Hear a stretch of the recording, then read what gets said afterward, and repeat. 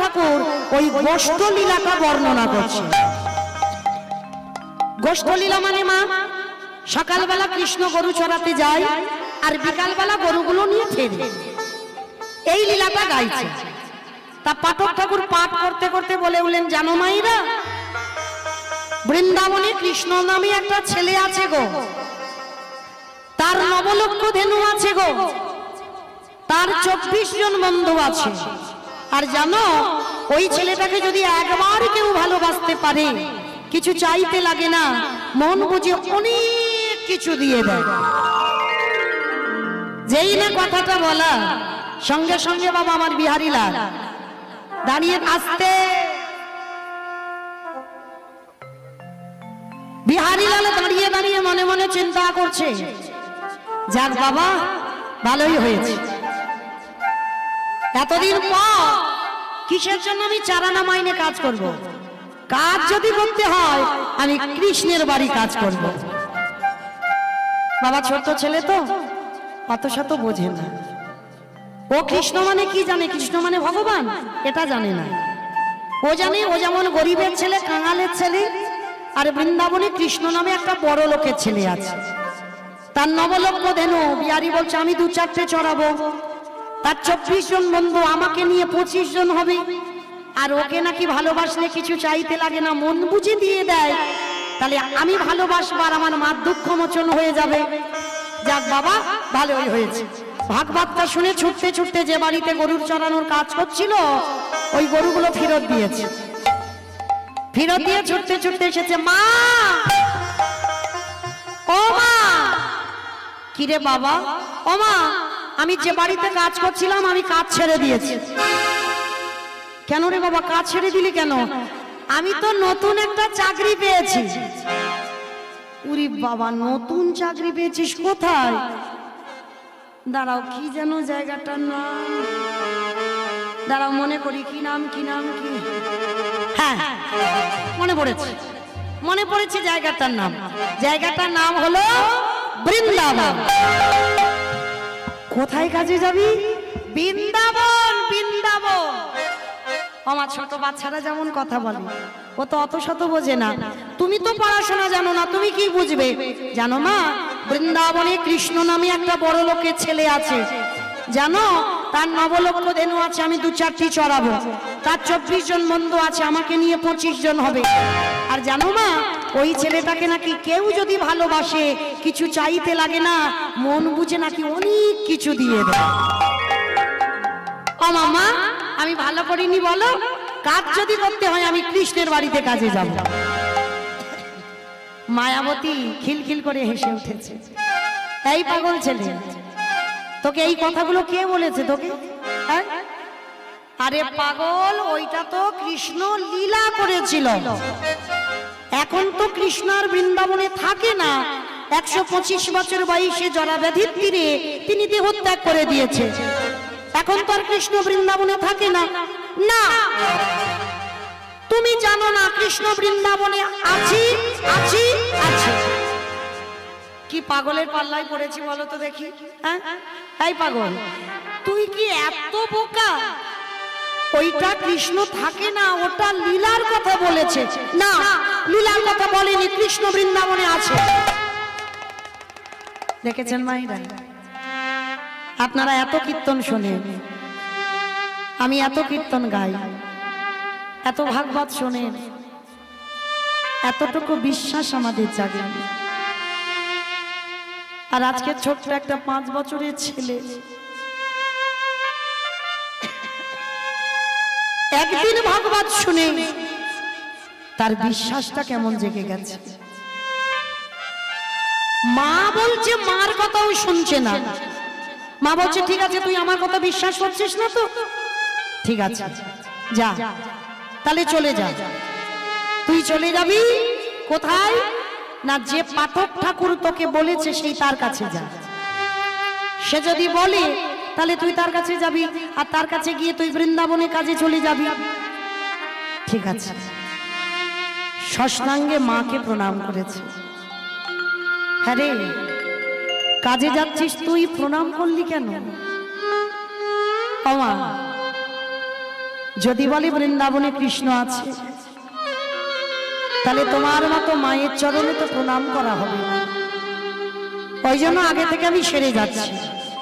ও আশীর্বাদ করলাম, যে কাজে যাচ্ছিস তোর কাজ যেন সফল হয়ে যায়। বিহারী ছুটতে ছুটতে সেই পাঠক ঠাকুরের কাছে গেছে। ঠাকুর মশাই, ঠাকুর মশাই, কালকে তুমি এখানে বসে বলনি বৃন্দাবনে কৃষ্ণ নামে একটা ছেলে আছে? তুমি বলনি তার নবলক্ষ ধেনু আছে? তুমি বলনি তার 24 জন বন্ধু আছে?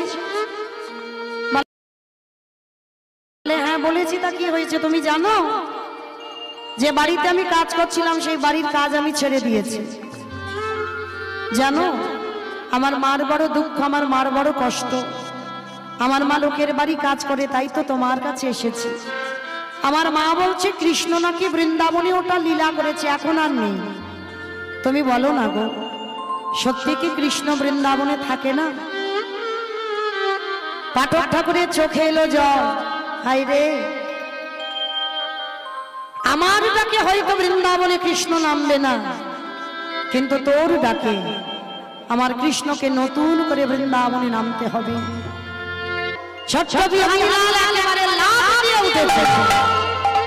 ঠাকুর মশাই, তার মানে তুমি বলতে চাইছো বৃন্দাবনে কৃষ্ণ আছে?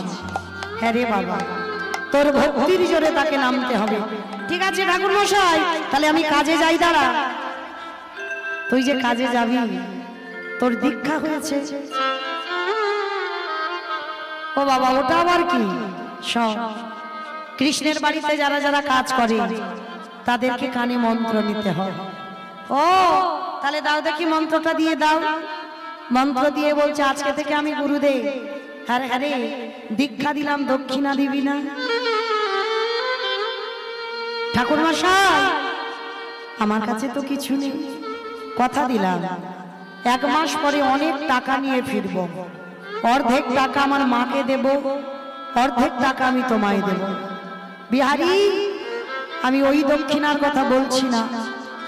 আমার বিশ্বাস তোর কৃষ্ণ দর্শন হয়ে যাবে। যদি হয়ে যায়, এ জন্মে তো আমার হলো না, আমার নামটা তুই তার চরণে জানিয়ে দিস। ঠিক আছে, তাহলে গুরুদেব আবার আমি আসি। ছোট্ট ছেলেটা বিহারী লাল বেরিয়ে পড়ল বর্ধমান থেকে বৃন্দাবনের উদ্দেশ্যে। কৃষ্ণ নামে বৈঠা হাতে আসতে। মায়েরা, আমি বলেছিলাম সবাই তো নবদ্বীপ থেকে বর্ধমানে বিশ্রাম করছিলাম, বলেছিলাম না ভক্তকে নিয়ে বৃন্দাবন যাব। চলে, এবার আমরা বিহারীকে নিয়ে একসঙ্গে বৃন্দাবন যাব। তো যারা যারা বৃন্দাবনে যাবেন একটু উলুধ্বনি দেন দেখি। কৃষ্ণ নামে বৈঠা হাতে চলে রে তো।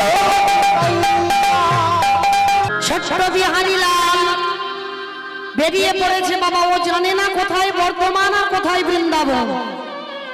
ছোট্ট ছেলেটা বেরিয়ে পড়েছে, কঙ্কাল সার দেহ, হাঁটতে হাঁটতে আর হাঁটতে পারে না। কৃষ্ণ, কত দূরে গেলে আমি তোকে দেখতে পাবো? একবার আমার কাছে করে নে না ভাই, একবার আমায় দেখা দে, দেখা।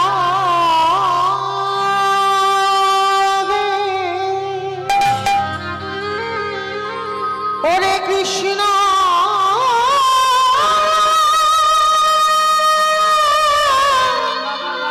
কৃষ্ণ রে,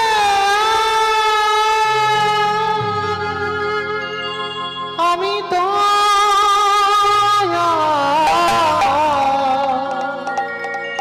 চলিতে পারি না, দেখা দে।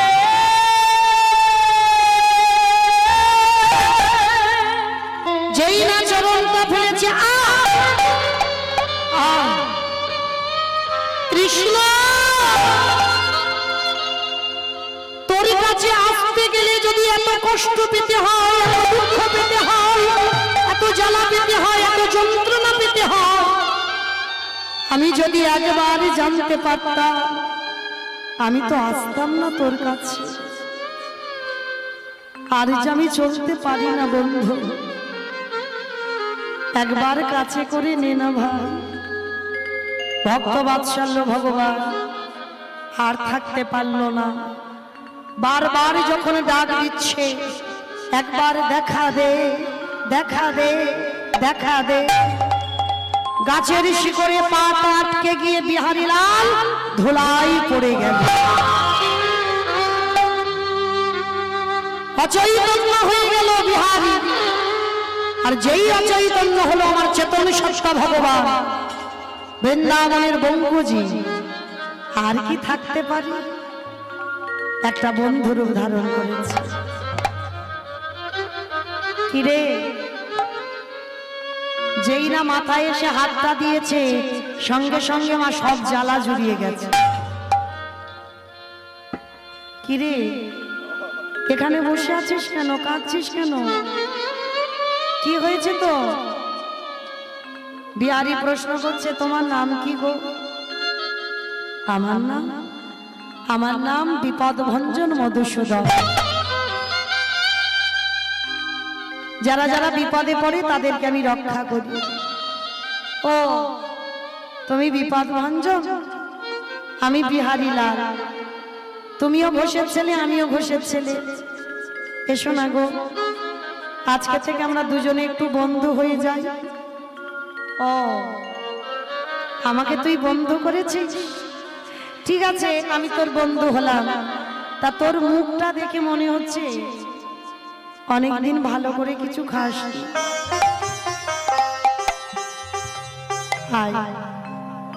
আমি একটু খাইয়ে দিই। ও বন্ধু, তুমি জানলে কি করে যে আমি অনেকদিন ভালো করে খাইনি? ওরে, আমি তোকে বোঝাবো কি করে আমি যে ভক্ত বাৎসল্য ভগবান। ভক্তের মনের ভিতরে কি চলছে মানুষ বুঝতে পারে না, কিন্তু ভগবান তার চোখে কি ফাঁকি দেওয়া যায় আমি জানি। ওই জন্য তো আমার মা নাম রেখেছি বিপদ ভঞ্জন, সবার বিপদে আমি দাঁড়াই। ও বন্ধু, বন্ধু যারা যারা যারা এখনো প্রসাদ পাননি, আমার কমিটি দাদা ভাইদের অনুরোধ আপনারা ধীরে ধীরে গিয়ে এবার প্রসাদ পেয়ে আসবেন। নিতাই গৌর প্রেমানন্দে। তো আজকে বিহারীলালকে বলছে, জানিস আমি তো জানি তোর খিদে পেয়েছে, নে ধর খেয়ে নে তো দেখি। ভগবান নিজের হাতে খাইয়ে দিল। খাওয়াবার পর ভগবান প্রশ্ন করছে, আচ্ছা বিহারী তুই এখানে কেন এসেছিস? সে কি বন্ধু তুমি জানো না? আচ্ছা বলতে পারবে কত দূর গেলে আমি কৃষ্ণের বাড়ি পাবো? হাইরে বাবা, জলের কাছে দাঁড়িয়ে জল জল করছে, সামনেই কৃষ্ণ। কৃষ্ণকে জিজ্ঞাসা করছে কৃষ্ণের বাড়ি কোথায়? ভগবান মনে মনে ভাবছে জিজ্ঞাসা করা যাক ও কৃষ্ণের বাড়ি কেন খুঁজছে। বিহারী তুই কৃষ্ণের বাড়ি কেন খুঁজছিস? অবন্ধ, আমি তো বর্ধমান থেকে এসেছি জানো আমার মায়ের দুঃখ মোচন করবার জন্য। আর জানো আমার মায়ের বড় দুঃখ, মায়ের বড় কষ্ট, মায়ের বড় অভাব। লোকের বাড়িতে কাজ করি, তাই তো আমি বৃন্দাবনে এসেছি কৃষ্ণের বাড়িতে কাজ করব। ভগবান মনে মনে ভাবলেন, হায় রে এতটুকু ছেলের এত বিশ্বাস, আমি যদি একে বলে দিই যে বৃন্দাবনে কৃষ্ণ থাকে না, তাহলে তো এর বিশ্বাস চলে যাবে। না না না, এর বিশ্বাস যাতে না যায় তার একটা ব্যবস্থা আমায় করতে হবে। বিহারী তুই তো কৃষ্ণের বাড়ি এসে গেছিস। সে কি আমি কৃষ্ণের বাড়ি এসে গেছি? কই কই আমার কৃষ্ণের বাড়ি? ওই তো, ওই যে বাড়িটা দেখতে পাচ্ছিস ওটাই তো কৃষ্ণের বাড়ি। ও আচ্ছা বন্ধু, তাহলে তুমি আমাকে একটু নিয়ে চলো। ভগবান বলে, রে ভক্ত যদি আমায় ধরে আর না ছাড়ে, আমি তো ধরা দিলে হবে না। বিহারী তুই যা, আমি সকাল থেকে ঘুরে বেড়াচ্ছি, আমার মা খুঁজছে, এখন আমি দেখা দিতে পারবো না। আচ্ছা বন্ধু, কবে তোমার সঙ্গে দেখা হবে? ভগবান বললেন বিহারী যা। এইবার ছোট্ট ছেলেটা, ওইটা ছিল বাবা আমার বৃন্দাবনের বঙ্কুজির পূজারীর বাড়ি। পূজারীর বাড়িতে গিয়ে ডাক দিয়েছে, কৃষ্ণ কৃষ্ণ। যেই না কৃষ্ণ কৃষ্ণ বলে ডাক দিয়েছে, পূজারী বেরিয়ে এসেছে। কে তোর কৃষ্ণ? কোথাকার কৃষ্ণ? এখানে কোনো কৃষ্ণ কৃষ্ণ থাকে না। আমি জানি গো, আমাকে আমার বন্ধু বলেছে এটা কৃষ্ণের বাড়ি। এই থাকিস কোথায়? বাবা মাকে বাড়ি কোথায়? অনেক প্রশ্ন। বিহারীর একটা উত্তর, আমার মায়ের দুঃখ মোচন করতে আমি বৃন্দাবনে এসেছি। সমস্ত কথাটা যখন খুলে বললেন, পূজারীর চোখে এলো জল। হাই রে, এইটুকু দুধের ছেলে, ওর এত বিশ্বাস, এক বুক বিশ্বাস নিয়ে এসেছে বৃন্দাবনে। কিন্তু আমি যদি বলি ওটা লীলা, তাহলে তোর বিশ্বাস চলে যাবে। না না না, আমি সত্যিটা বলবো না, আমি ওকে মিথ্যাটাই বলবো। বিহারী ঠিক বলেছিস বাবা, এটাই তোর কৃষ্ণের বাড়ি। ও তুমি কি কৃষ্ণের বাবা? হায় রে, কৃষ্ণের বাবা তো কোনোদিন হতে পারেনি, তবে তোর ডাকে যদি কোনোদিন কৃষ্ণের বাবা হয়। আচ্ছা, আজকে থেকে তো কৃষ্ণ আমার বন্ধু। তা কৃষ্ণ যদি আমার বন্ধু হয়, তাহলে আমার বন্ধুর বাবা মানে তুমি যদি অনুমতি দাও, আমি তোমায় বাবা বলে ডাকতে পারবো? মার মুখে শুনেছি জন্মের আগে আমার বাবা মারা গেছে। জীবনে আমি বাবার ভালোবাসা পাইনি, বাবার স্নেহ মায়া মমতা পাইনি।